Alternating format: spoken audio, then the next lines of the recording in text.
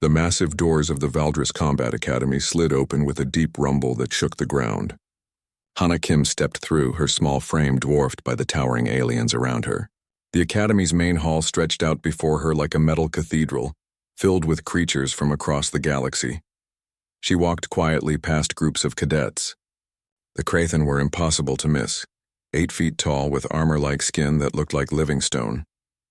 They moved in heavy, deliberate steps that made the floor vibrate. Near them stood the Velkaran, their blue scales shimmering under the artificial lights. Their forearms moved in complex patterns as they talked among themselves. Hana pulled her simple gray uniform straight and kept walking. She had learned to move carefully here. Too fast and the Mordani would think she was challenging them. Too slow and the Tekvar would assume she was weak. Being human meant walking a thin line between invisible and insulting. Look, another soft skin. One of the Krathen rumbled in Galactic standard. His voice was like grinding rocks. How many humans did they send to waste our time? Hana did not look back. She had heard worse in the 3 months since arriving. The Krathen called humans softskins or breakers. The Velkaran had a word that roughly meant temporary beings. Even the Academy's universal translators seemed to struggle with finding polite ways to say what most aliens thought about humans. She found her, assigned training room, and slipped inside. 2 other humans were already there, Wuhan and Mira Song. Wu was studying a datapad with intense focus, his jaw tight with concentration. Mira sat cross-legged on the floor, her medic's kit spread out beside her as she organized supplies. How was morning combat theory? Mira asked without looking up from her work. Educational, Hana replied, settling onto a bench. This was code among the humans. Educational meant someone had explained why humans were not fit for real combat. Informative meant they had been assigned to logistics again. Enlightening meant they had been told to stay out of the way entirely. Wu looked up from his datapad. Instructor Talnath spent an hour explaining why human neural networks are too primitive for advanced pain management. According to him, our emotional responses make us unreliable in combat situations. Hana nodded. She had heard this lecture many times. Humans felt too much. They panicked too easily. Their pain responses were designed for simple survival, not the complex agony that real warriors needed to endure. The other species had evolved beyond such limitations. The Krathen pain trials are next week, Mira said quietly. They're expecting to set new records again. The Krathen pain trials were legendary throughout the galaxy. Warriors connected themselves to agony amplifiers, machines that could create any kind of pain imaginable. The goal was to endure the highest levels while still performing combat exercises. It was considered the ultimate test of a warrior's worth. War Prime Vexstar held the current record, level 47 for 6 hours straight. During that time, he had fought simulated battles, solved tactical problems, and never made a sound. The recording of his trial was played at military academies across the galaxy as an example of perfect warrior discipline. Humans are not even allowed to watch, Wu said with frustration in his voice. They say our reactions might interfere with the test environment. Hana had seen the restriction notice. Humans and 3 other species were banned from the trial viewing area. The official reason was that their emotional responses could create psychological interference. The real reason was simpler. No one wanted to deal with humans fainting or getting sick while watching real warriors prove their strength. The door chimed, and Instructor Talnath entered. He was Valdrin, tall, thin, with pale gray skin and large black eyes that seemed to see everything. His movements were precise and cold, like a machine built for teaching. Today we will discuss support role assignments, he announced without greeting them. The Academy has determined appropriate positions for human cadets based on your species' natural limitations. He activated a holographic display that showed the Academy's organizational chart. Humans were listed under non-combat support personnel, along with the Pithtar, who were essentially living computers, and the Zelkan, who communicated only through chemical signals. Kim, Hana, you will be assigned to equipment maintenance. Your small size will allow you to access tight spaces in ship systems. Talnath's voice carried no emotion, as if he were reading a shipping manifest. Hanwu, logistics coordination. Your pattern recognition scores suggest useful for supply chain management. Song Mira, medical support for non-critical cases. Wu's hands clenched into fists. Sir, we trained for combat positions. Our scores in tactical analysis were adequate for support roles, Talneth interrupted.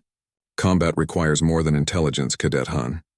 It requires the ability to function under extreme duress. Human psychology simply cannot handle the stress levels required for frontline duty. Hana watched the instructor's face as he spoke. There was no cruelty in his expression, no anger or hatred. This made it worse somehow.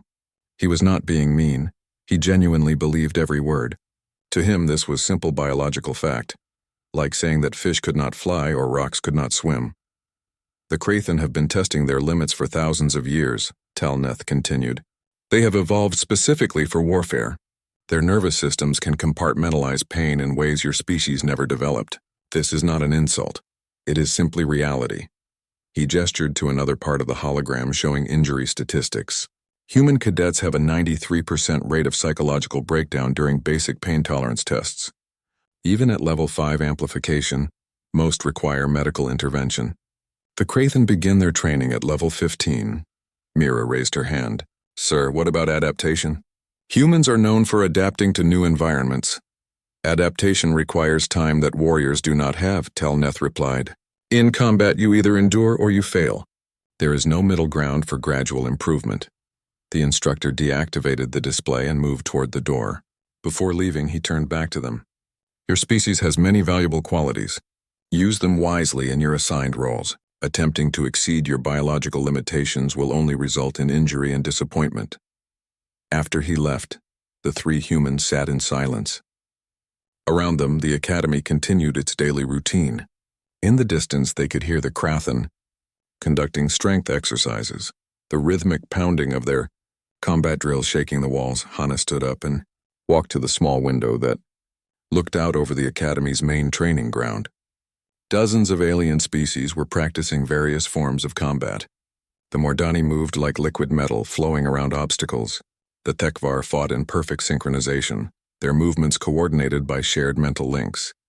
And everywhere the Krathen dominated. Their massive forms moved with surprising grace as they practiced techniques that would crush most other species.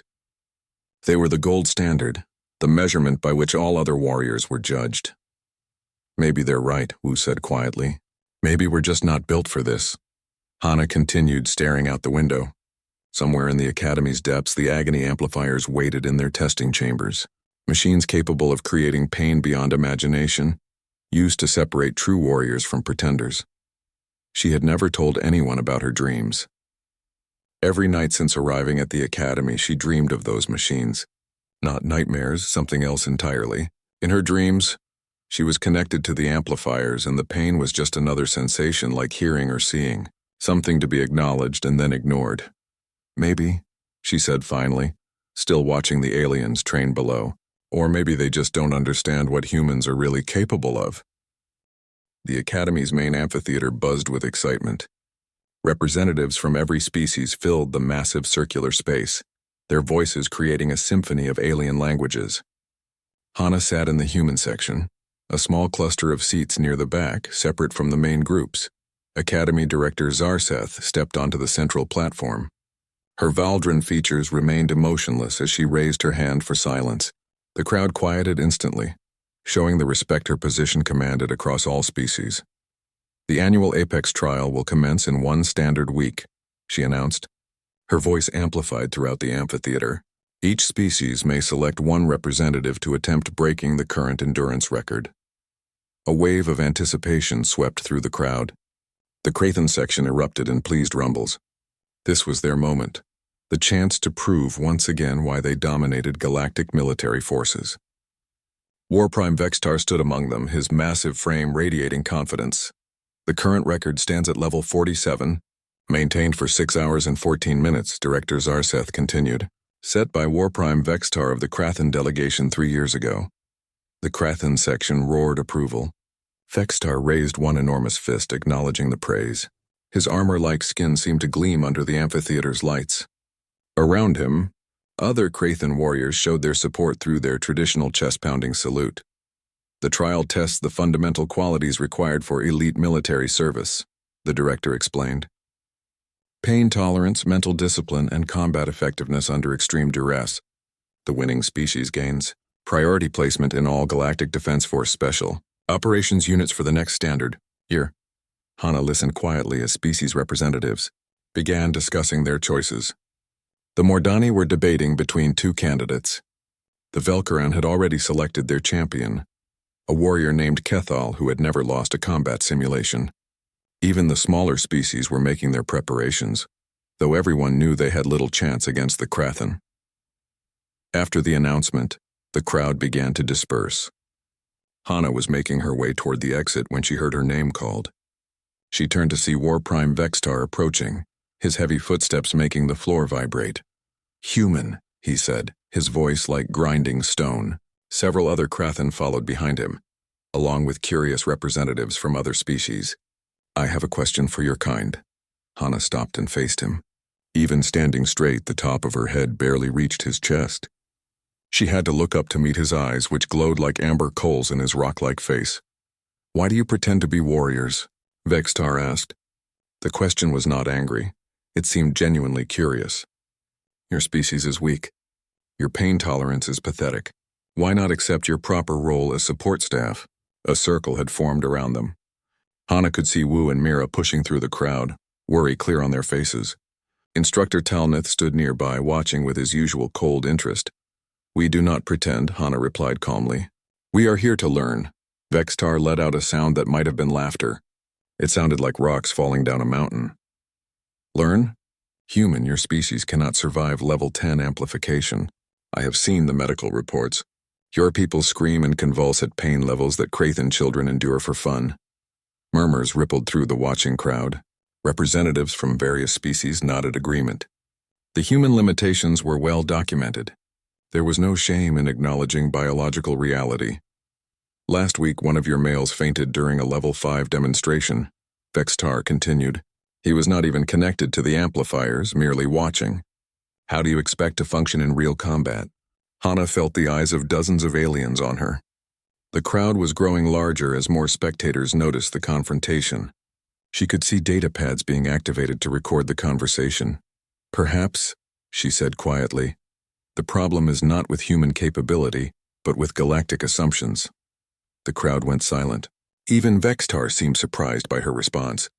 Instructor Talneth stepped forward, his pale face showing the first emotion Hana had ever seen from him: alarm. "Cadet Kim," Talneth said quickly, "you should return to your quarters." But Vextar raised a massive hand to stop the instructor. His amber eyes focused on Hana with new interest. "Explain your meaning, human." Hana looked around the circle of alien faces. Most showed amusement or curiosity. A few seemed genuinely interested in her answer. She could see Wu shaking his head slightly, trying to signal her to stay quiet. "You have never seen a human truly tested," she said. "Your trials use Krathen equipment, Krathen methods, Krathen measurements. You assume that because we respond differently, we respond weakly. Are you suggesting," Vextar said slowly, "that humans could compete in the Apex trial?" The question hung in the air like a challenge. Hana could feel the weight of the moment. Everything would change based on her next words. She could back down, apologize, and return to her assigned support role. Or she could step forward into unknown territory. "I am suggesting that you do not know what humans are capable of," she replied, "because you have never allowed us to show you." The crowd erupted in shocked whispers. Several aliens began speaking at once in their native languages. The universal translators struggled to keep up with the sudden burst of conversation. Vextar stared down at her for a long moment. Then he threw back his massive head and let out a booming laugh that echoed throughout the amphitheater. "Brave words from such a small creature," he said when his laughter died down. "Very well, human. I will sponsor your participation in the Apex trial." Now even Instructor Talneth looked shocked. "War Prime, that is highly irregular. Human physiology has not been cleared for trial participation. The medical risks are the human's problem," Vextar interrupted. "She wishes to prove her species' worth. Let her try." He leaned down closer to Hana, his face level with hers. "When you break at level 10, little human, remember that you asked for this." Director Zarseth had returned to the amphitheater, drawn by the commotion. She listened as several aliens explained the situation, her expression unreadable. "This is unprecedented," she said finally. "Human participation in the Apex trial has never been considered. Because it was never requested, Hana said. I formally volunteer as the human representative. The director looked to Instructor Talneth, who seemed to be calculating rapidly. The medical liability alone? I assume full responsibility for any consequences, Hana interrupted. The Academy will not be held accountable for human limitations. Wu finally pushed through the crowd to reach her. Hana, you can't be serious. This is suicide. The pain levels will literally break your mind. Mira arrived beside him, her medic training making her equally horrified. The neural damage alone could leave you permanently disabled. No human has ever been tested above level 15. Hana looked at her fellow humans. She could see the fear in their eyes, the certainty that she was making a terrible mistake. Around them, alien representatives watched with a mixture of anticipation and morbid curiosity. Maybe no human has been tested, she said quietly, but that does not mean no human can endure. Director Zarseth raised her hand for silence. Very well. The request is unprecedented but not explicitly forbidden by Academy regulations. Cadet Kim, you have 6 days to prepare. Medical staff will conduct preliminary evaluations to ensure you understand the risks. The crowd began to disperse, but the energy was different now. Aliens clustered in small groups discussing this unexpected development. Some seemed excited at the prospect of watching a human break under pressure. Others appeared genuinely curious about whether humanity might surprise them. Vextar remained behind as most of the crowd left. He looked down at Hana with something that might have been respect mixed with pity. I have fought across 17 star systems, he said quietly. I have seen species that could crush stone with their bare hands break down sobbing at level 20.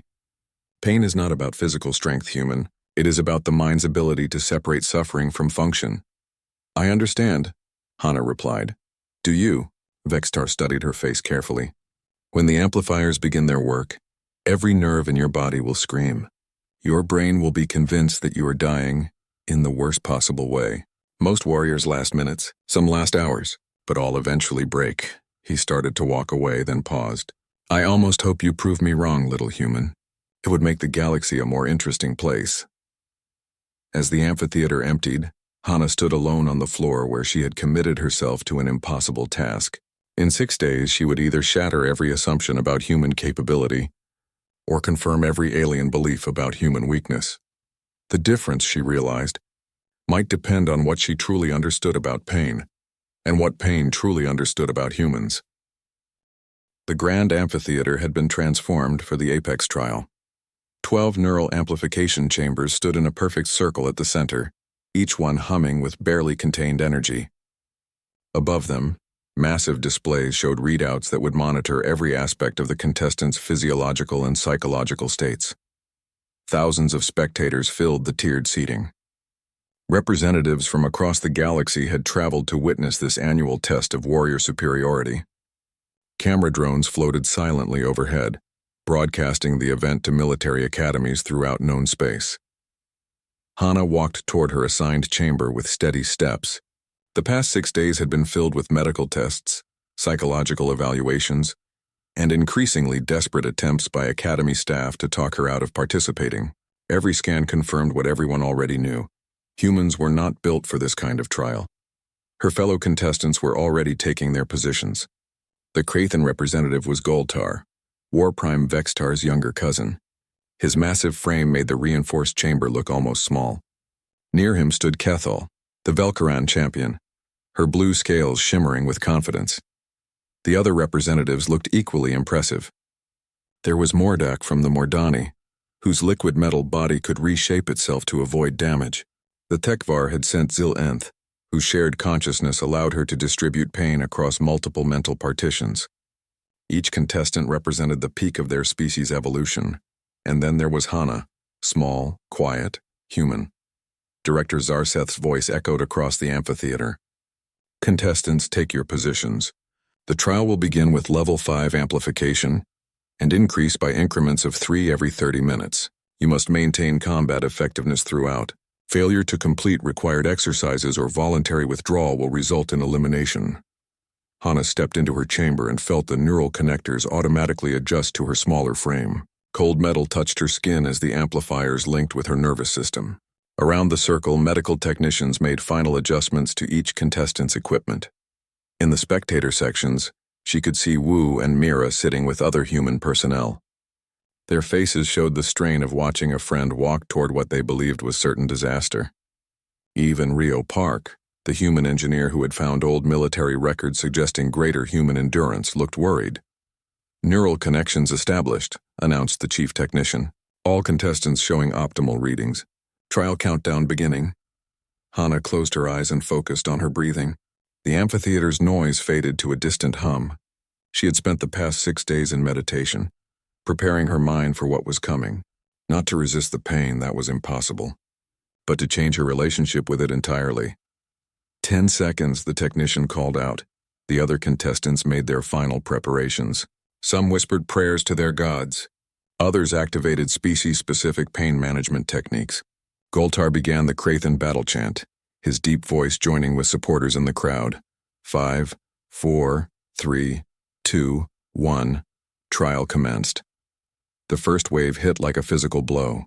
Level 5 amplification sent signals through Hana's nervous system that her brain interpreted as severe burning, cutting, and crushing all at once.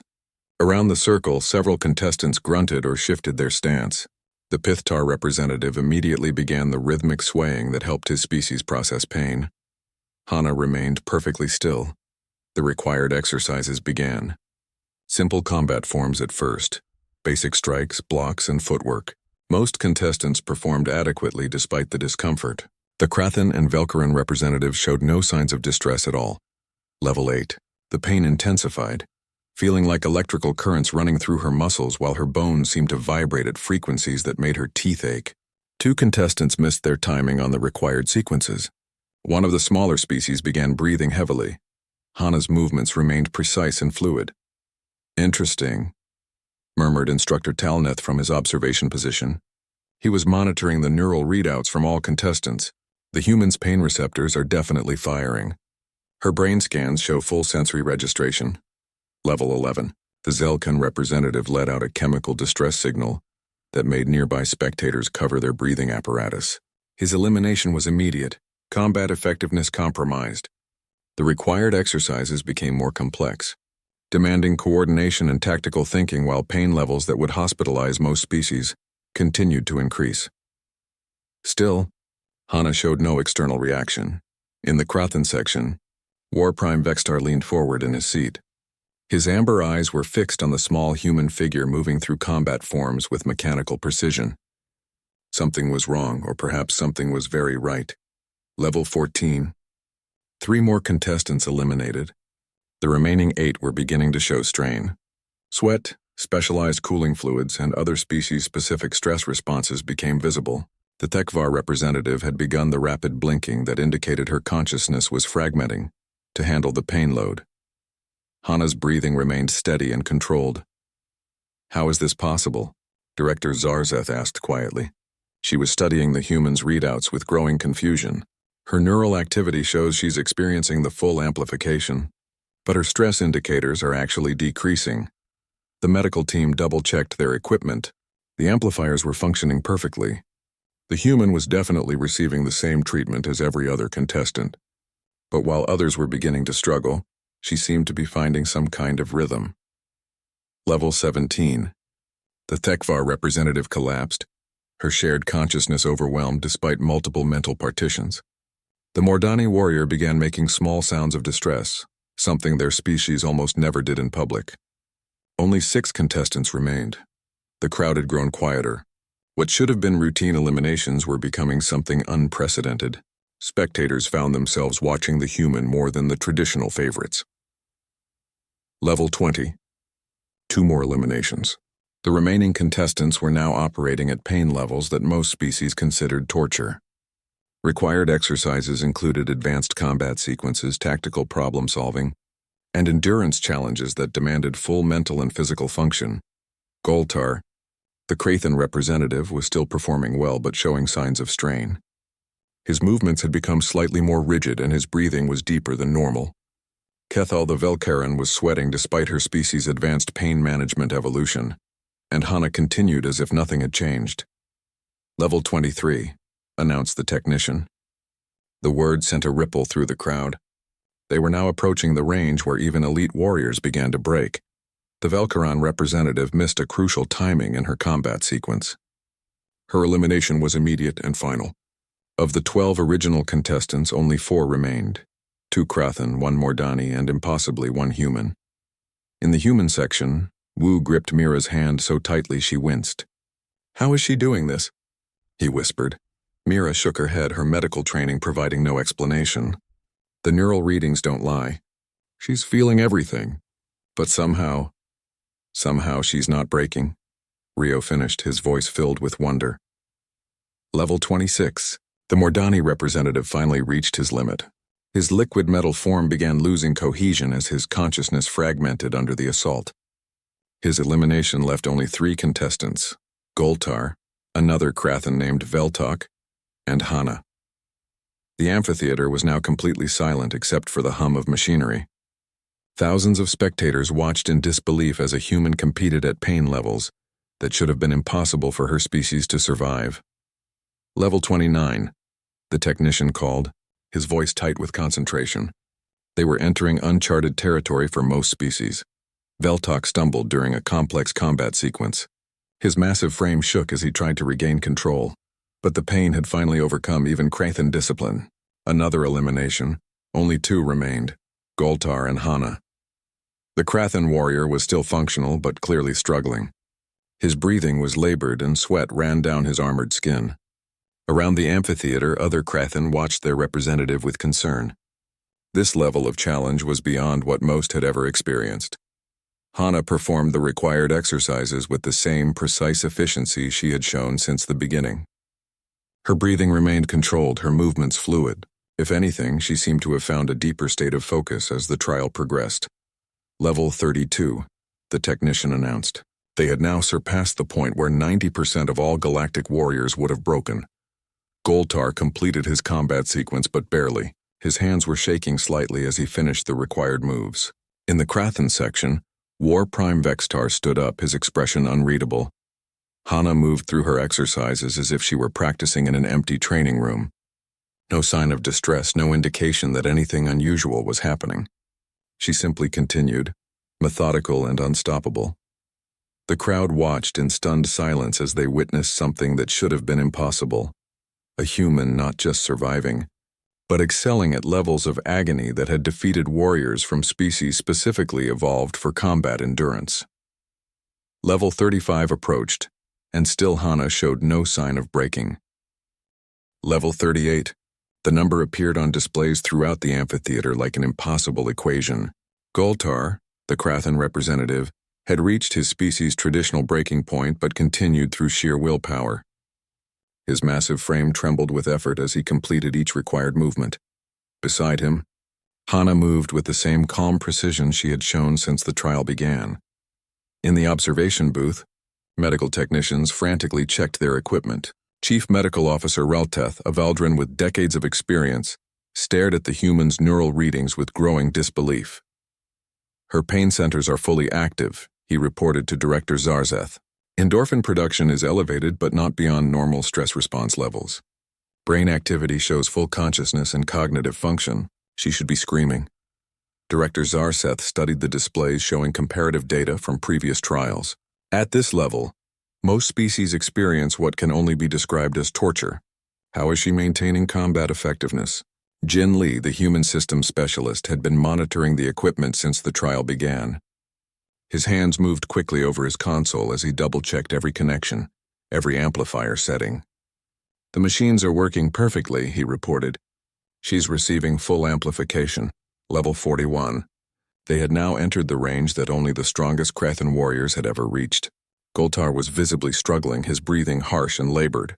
Sweat streamed down his armored skin as he forced his body through the required combat sequences. The crowd watched in absolute silence. This was no longer about breaking records.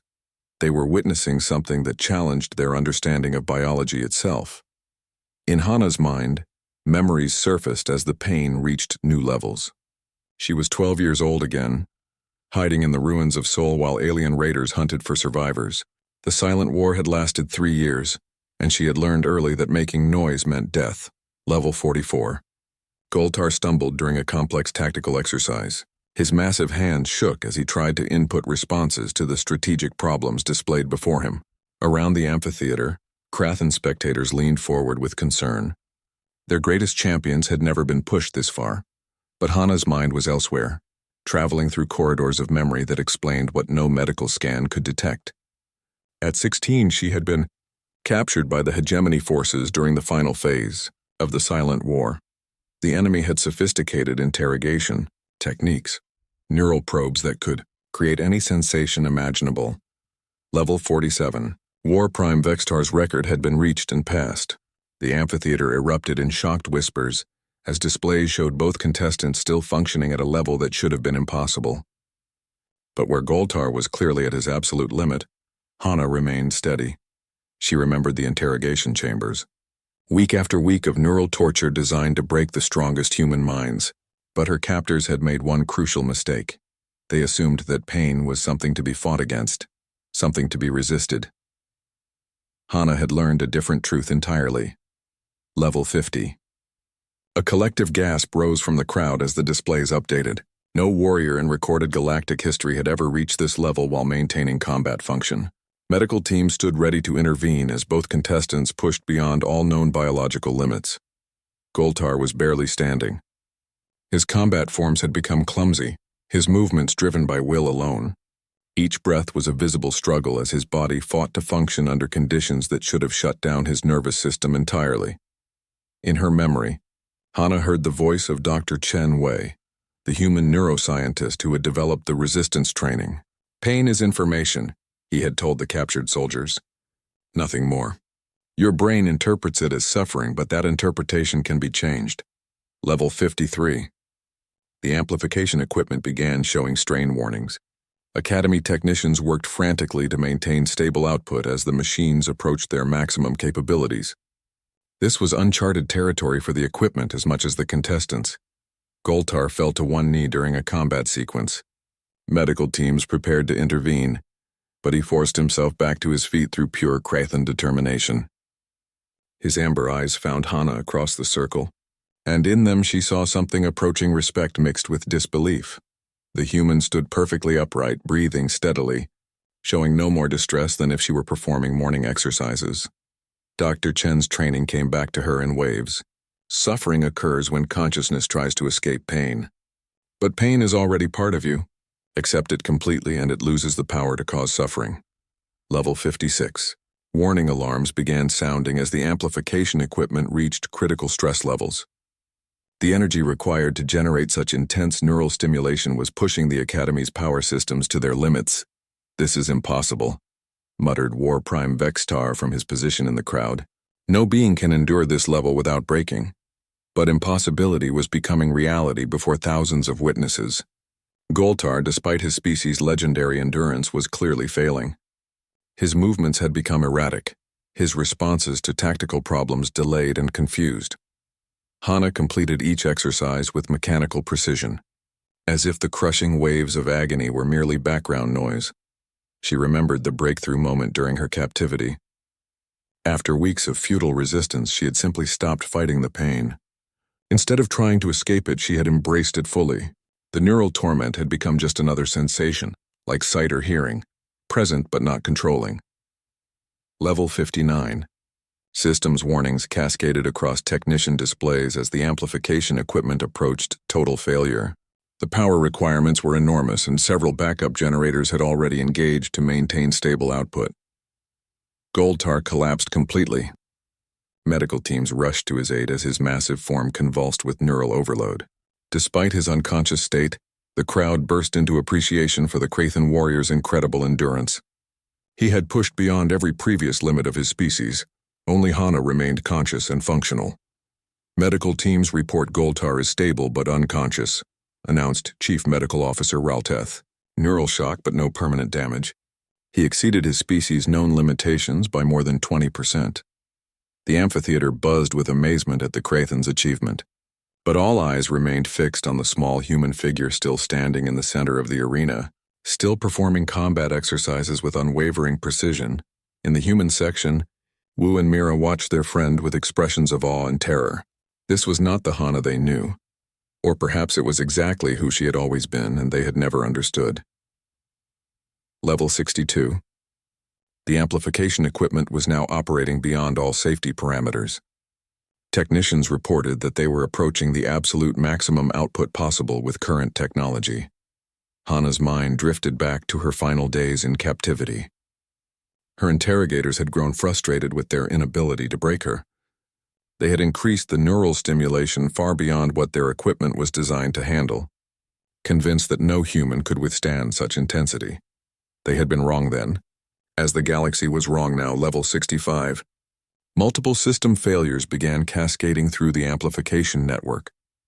The equipment was being pushed beyond its engineering limits, and components were beginning to fail under the extreme power requirements. Jin Lee worked desperately at his console, trying to maintain stable output as the machines literally began to break down around them. "Equipment failure imminent," he reported. "We're exceeding maximum safe parameters by 300%. Still, Hana stood calm and focused, as if she existed in a space where pain had no meaning. The truth that no scan could detect, that no medical equipment could measure, was simple. During the Silent War, Hana had learned to transform pain from an enemy into an ally. Each wave of agony became fuel for her determination. Each spike of neural fire became energy for her focus. She was not enduring the pain. She was using it. Level 68. The final warning sounded as the amplification equipment reached total failure. Sparks flew from overloaded circuits and emergency shutdowns began activating across the network. And in the center of it all, Hana Kim stood ready to continue. Level 71. The amplification equipment was dying around Hana in showers of sparks and electromagnetic screams. Emergency systems triggered throughout the amphitheater as power fluctuations threatened to cascade into total failure. But still she stood, performing combat exercises with the same mechanical precision she had shown 14 hours ago.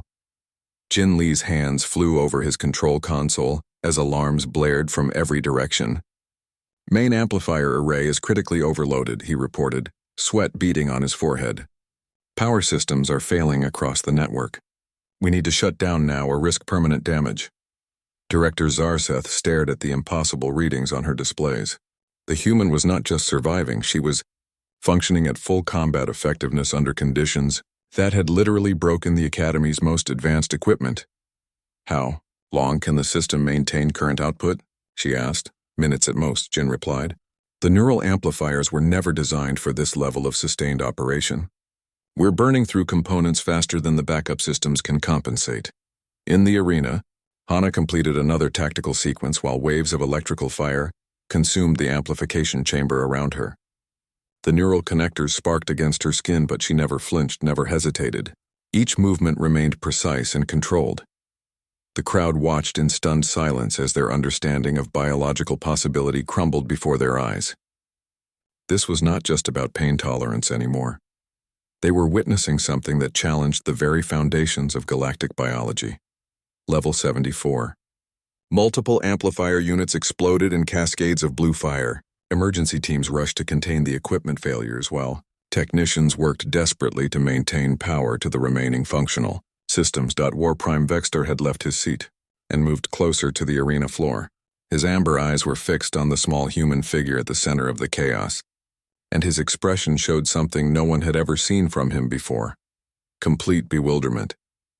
"She asked for the next level," he whispered to himself, remembering her words from 6 days ago. She actually meant it. Level 77. The final functional amplifier array was running at 400% capacity, its components glowing white-hot as they struggled to maintain output. Cooling systems had failed, backup power was nearly exhausted, and warning alarms created a symphony of technological death.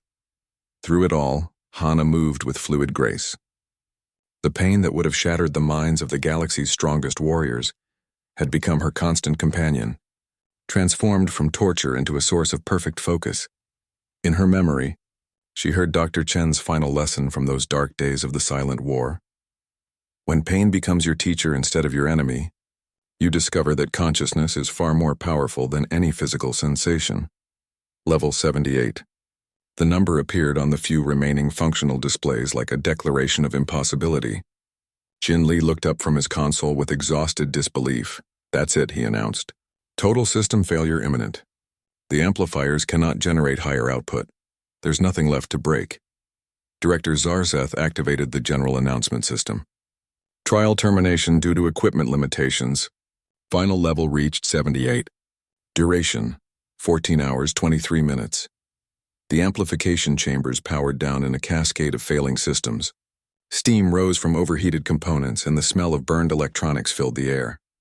Emergency crews moved in to assess the damage while medical teams prepared to examine the human contestant. Hana felt the neural connections disconnect, and the constant presence of amplified agony faded away. For a moment the absence felt strange, like losing a sense she had grown accustomed to using. She stood quietly in the center of the destroyed equipment, waiting for instructions. The amphitheater remained absolutely silent. Thousands of beings from across the galaxy stared at the small human figure, who had just redefined their understanding of what was possible. Finally, Hana looked up at the observation booth and spoke in her quiet, clear voice that somehow carried across the vast space. When do we proceed to the next level? The simple question broke the spell. The crowd erupted in chaos as species representatives tried to process what they had witnessed. Translators struggled to keep up with the flood of alien languages as everyone spoke at once. In the Krathen section, War Prime Vextar began what sounded like laughter, but transformed into something approaching reverence. He stood and raised his massive fist in the traditional salute of respect, not just for a worthy opponent, but for a superior warrior. The galaxy, he announced in his booming voice, has been making assumptions. Medical teams surrounded Hana as she stepped out of the destroyed amplification chamber. Their scans showed something that should have been impossible. No neural damage, no psychological trauma, no indication that she had just endured 14 hours of agony that had literally broken advanced technology. How? Chief Medical Officer Ralteth asked, staring at his readings in disbelief. Your neural pathways show no stress damage. Your brain chemistry is actually more balanced than when you started. Hana considered the question carefully. How could she explain that pain had become her ally instead of her enemy? That suffering was optional even when sensation was not. Pain is information, she said finally. I learned to listen instead of fight. In the crowd, Wu and Mira pushed through the chaos to reach their friend. When they saw her standing calmly among the wreckage of equipment that had tortured her for 14 hours, both began crying, not from sadness, but from relief and amazement. You did it, Mira whispered. You actually did it. We all did it, Hana replied, looking around at her fellow humans. We proved that assumptions are not facts. Director Zarseth descended to the arena floor, her typically composed expression showing cracks of genuine emotion. In 3,000 years of Academy history, nothing like this has ever occurred. You have not just broken the endurance record, you have redefined what we thought possible. News of the trial was already spreading across the galaxy through instantaneous communication networks. Military commands from 100 worlds were requesting immediate consultation on human integration into their forces. The phrase human silent was being coined in real time as reports spread of a warrior who endured impossible agony without making a sound. Academy protocols were being rewritten as officials realized that their entire understanding of human limitations had been based on incomplete data. Species hierarchies that had been stable for millennia were suddenly being questioned. But perhaps the most significant change was in the minds of those who had witnessed the trial. Aliens who had seen humans as weak support personnel were now viewing them as potential assets unlike anything the galaxy had ever produced. 3 days later, Hana stood before a reformed Academy Council. Representatives from dozens of species had gathered to discuss the implications of her achievement.